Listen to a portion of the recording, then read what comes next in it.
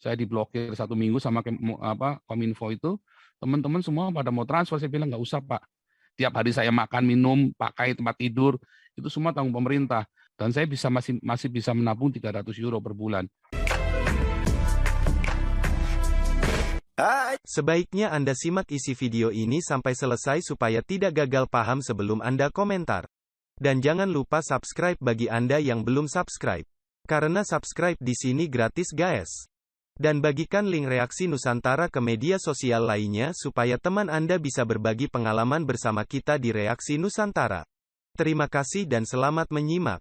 Saya bisa memperkaya banyak orang, walaupun saya di sini, di Eropa saya tergolong miskin ya. Bagi orang Eropa ini saya orang miskin. Makanya saya nggak mau hidup dari tunjangan pemerintah. Saya memutuskan tidak mau, saya bayar sendiri. Tapi kalau sampai kurang, nanti akhir tahun pemerintah akan kembalikan kekurangannya saya itu. Misalnya nih saya setahun kan kalau sebulan 1.500, berarti setahun kan saya dapat 18.000, ya kan? Nah, tetapi kalau penghasilan saya ternyata di bawah 18.000, kan ada di rekening semua tuh, ternyata cuma 15.000. Maka nanti tahun berikutnya pemerintah akan bayar saya 3.000. 3.000 euro itu berapa? 50 juta ya. Begitu, dalam tahun berikutnya akan bayar saya 3.000 euro, kekurangannya itu. Artinya saya berhasil ngirit, berhasil apa segala macam, dan saya nggak perlu bayar pajaknya. Artinya memang itu haknya saya. Itu seperti itu. Tapi saya memutuskan untuk bayar pajak supaya saya jangan jadi batu sandungan karena saya seorang hamba Tuhan. Ya kan, oh kus ini datang cuma mau minta-minta, nggak enak kan jadinya kan. Tapi saya membayar. Tetapi kalau sekalipun saya sampai kurang pemasukan saya dari minimum standar hidup Eropa di sini, pemerintah akan membayar saya yang selisih minimumnya itu. Sehingga memang saya nggak terikat dengan YouTube ini. Mengingat waktu teman-teman dulu waktu saya diblokir 1 minggu sama Kominfo itu, teman-teman semua pada mau transfer, saya bilang nggak usah Pak. Bukan saya sombong, bukan. Saya juga butuh duit ya buat pelayanan di sini. Bukan saya sombong. Makanya orang tanya rekening saya kasih. Cuman masalah YouTube ini, Pak, yang ini nggak usah karena saya dapat dari pemerintah. Jadi nggak masalah. Kalau masalah untuk penghidupan sehari-hari saya, tiap hari saya makan, minum, pakai tempat tidur, itu semua tanggung pemerintah. Tinggal saya kalau saya mau beli pakai baju di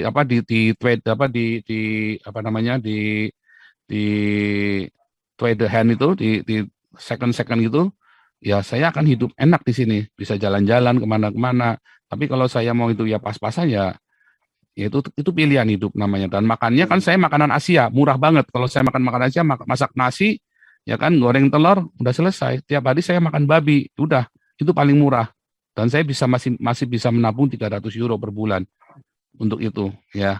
Bisa nabung dengan sisa 1.500 saya masih bisa nabung 300, ya kan, untuk hidup ya. Nah, tapi saya memang harus mengirit. Makanya kemarin ada teman-teman saya terima kasih ada donasi-donasi yang masuk, saya bisa beli baju buat musim dingin. Kali ini saya beli baru. Biasanya saya beli bekas biasanya. Kali ini saya beli baru. Terima kasih buat yang baru transfer ya. Saya juga tidak menolak kalau orang transfer, karena saya bisa beli baru, berarti kan sekali-kali pakai baru. Kalau beli bekas kan yang ada begitu. Kalau baru kan saya bisa milih yang keren gitu kan. Kalau biasanya kan bekas. Tapi tetap bagus ada. Kalau bekas itu tetap merek di sini. Dan orang Eropa, orang Jerman, orang Belanda pakai bekas itu sudah biasa di sini.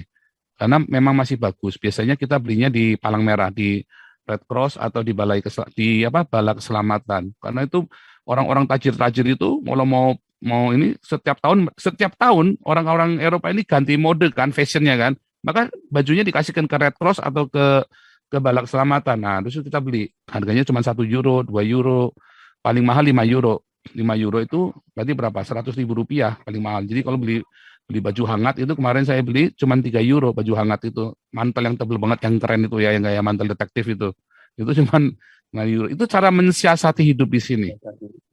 Kami begitu. Jadi kita bisa hidup dengan waktu itu kan kami masih dengan tunjangan pemerintah, ya kan? Karena saya belum warga negara, jadi ribet gitu loh. Setelah saya warga negara, saya sudah bisa hidup bayar pajak dan saya mulai kerja sendiri.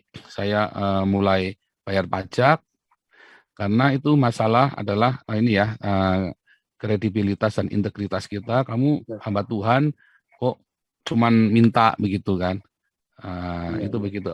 Gitu Pak Papua. Jadi kita di sini tidak pernah menjelek-jelekan siapapun. Ya, kalau Pak Pendeta 15 miliar memang jelek. Jadi kita kasih tahu dia, kamu jelek gitu kan. Nah, kalau yang teman-teman lain kita selalu melindungi ya. Kecuali lawyernya itu memang harus kita bongkar nggak benar. Makanya kan kita monitor terus. Jangan sampai rakyat kemudian, apalagi kemudian kita membantu terlibat di dalam pengumpulan dananya waktu itu. Tetapi Iya, iya, apakah saya masalah uang saya sama Saifuddin, saya 1 juta% dengan Saifuddin saya percaya. Mungkin ada yang nggak percaya, terserah. Tapi saya selalu percaya dengan Saifuddin, saya nggak urusan. Ya, dan saya tidak pernah nanya-nanya. Saya cuma nanya sekali, karena saya nanya tujuannya adalah mau ditampilkan di sini waktu itu. Begitu dia bilang nggak boleh, ya udah, saya nggak nanya lagi. Nggak pernah nanya sekalipun, baik telepon, baik itu nggak pernah. Malah dia yang tiba-tiba blokir saya, padahal baru saya undang khotbah paginya. Nah, terus tiba-tiba Saya siangnya juga udah yakin diblokir Pak Paul. saya. Iya, Saya juga yakin Pak Saifuddin juga pasti menggunakan uang itu dengan benar dan oh kita juga percaya. Saya sangat percaya dengan Saifuddin. kepeduliannya 1 juta% saya kepeduliannya percaya dengan Saifuddin. terhadap saudara kita MKC itu juga saya rasa dia juga tulus dan ikhlas karena apa? Berdasarkan beliau juga pernah mengalami peristiwa yang sama, situasi yang sama, dan saya rasa itulah yang mendorong dia untuk terlibat penuh dalam membela Pak Kace ini. Karena dulu juga dia mengalami hal seperti itu. Nah, dia sekarang seakan-akan merasa dirinya juga kembali ke masa itu di mana sehingga penderitaan kita semua yang lain bisa berbicara banyak apa segala macam, tetapi kita tidak bisa merasakan benar-benar bagaimana rasanya orang yang diperlakukan seperti itu dalam penjara hanya karena apa namanya kesalahan yang belum tentu salah. Nah, seperti itu juga yang dialami oleh Pak Abi dulu. Saya yakin itulah yang mendorong dia untuk membantu saudara kita Muhammad Kece ini karena berdasarkan pengalaman yang sama itu. Dan Ya, juga tapi ceritanya tuh begini. betul, Dulu tuh sudah, jadi itu salah ya. Saifuddin ngomong nggak ada yang berani bantu Kacep. Yusuf Manubulu mau bantu. tidak, Yusuf maksud saya Manubulu Pak sudah Paul, bergerak. maksud saya Yusuf niatnya Manubulu Pak. sudah bergerak membantu Kacep. Langsung hari pertama semua yang ngurusin Yusuf Manubulu. Kemudian Yusuf Manubulu kumpulin dana, tapi rekeningnya nggak ditampilkan. Terus anaknya ngomong harus 1 pintu. Nah, kita bilang nggak boleh, jangan 1 pintu begitu, nanti jadi salah paham. Kalau bilang 1 pintu, orang akan tuduh kamu cari uang. Apalagi bilang semua pemberitaan. Nah, ini diulangi lagi sama anaknya dan Saifuddin mau ngikutin. Nah, kenapa saya pindah dari Yusuf Manubulu ke Saifuddin?